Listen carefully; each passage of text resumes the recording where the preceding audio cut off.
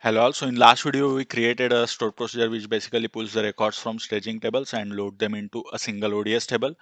So let's have a quick recap of our stored procedure. So as you can see, there is very first insert statements which pulls the records from our job history table, and this runs only once when there are no records in a ODS table. Very initial load you can say. After that, for subsequent loads, we are pulling records from employees table. Okay, and we are again updating those records. Now only this part which I missed in last video, like at the time of update, like I kept only these columns, but also as I said, like we had created a column called updated on. So basically this column will tell us like if particular record got updated, then on what particular date that record got updated.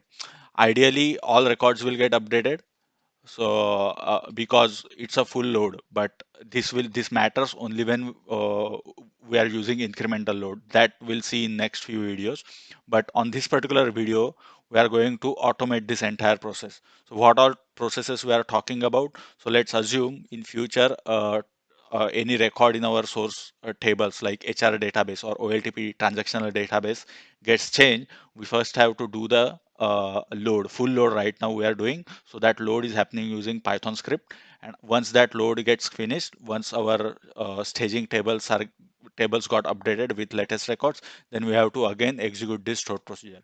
So this entire thing, like execution of Python script and execution of stored procedure, that will combine in a single SSIS package.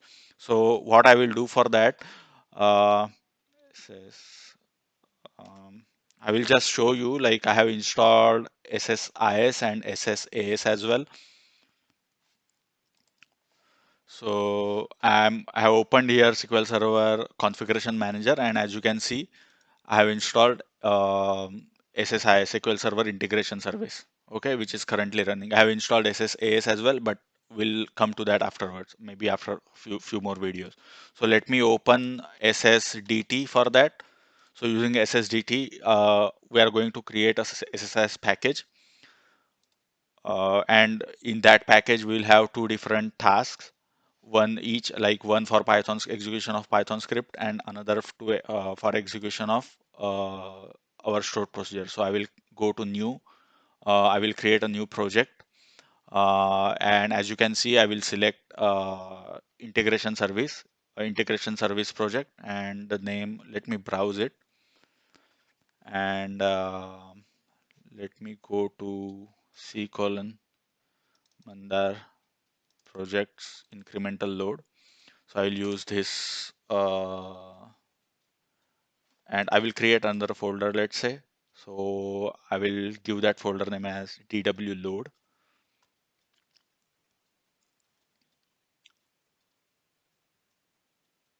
I don't know, folder creation itself is taking time. DW load and SSIS PKG. All right. And I will select this folder, and inside that I will give my project name as DW load, let's say.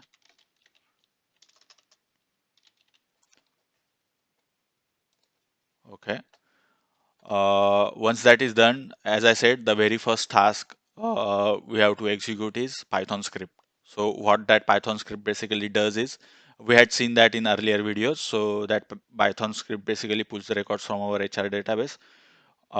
Since it is a full load which we have defined, it will pull all the records from defined tables from HR database and load them into corresponding staging table. It's truncate and reload, so you will not have any duplicates there.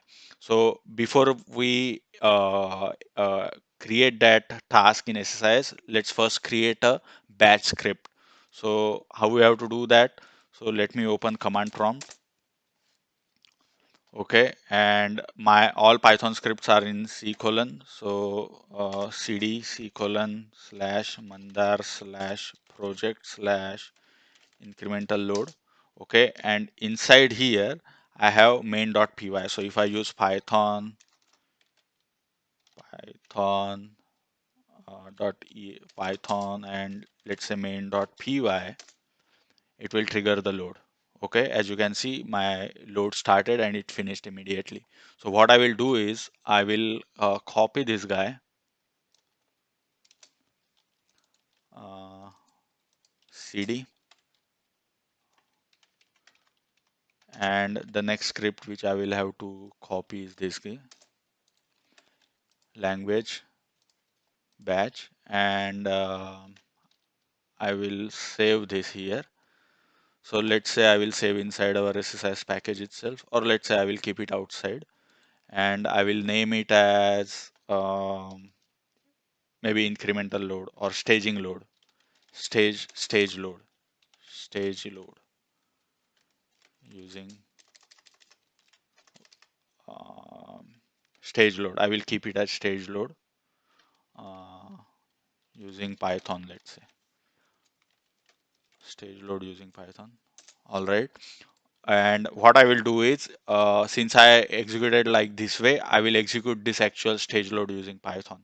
Let's see what happens. So what I will do is, I'm at same directory and I should find that batch script here.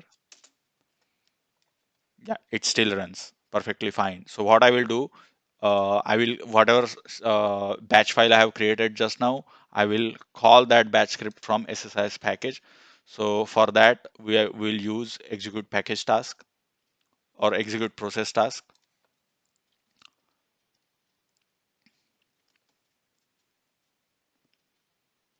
Okay, I will double click here and I will select that batch script here, the one which we created just now. So I will go to process and click on executable, select that directory. It will be here. See, stage load using python.bat. Okay, I will select that and we don't have to specify anything else. I will click OK. All right, and let's truncate one of the tables. So what I will do, let me go back and I will truncate this staging. So right now there are like 107 records. I will truncate this table just to validate our script is working or not. So now there are no records. I will execute this package.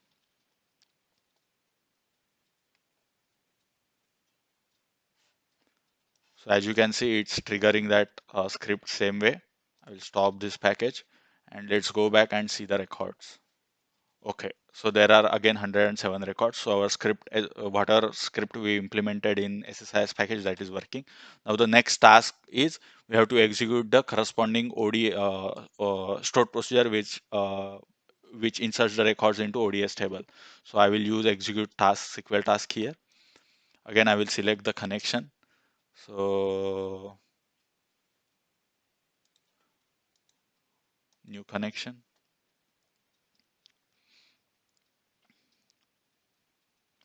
and this is a local. You can delete if you want, and you can create the new connection here.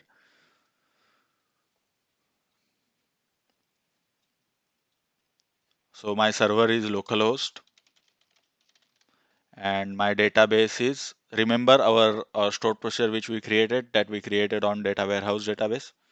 Okay, test connection, click OK, click OK, and I just need to call that SQL statement. So I will go back and this is how I used to call the stored procedure.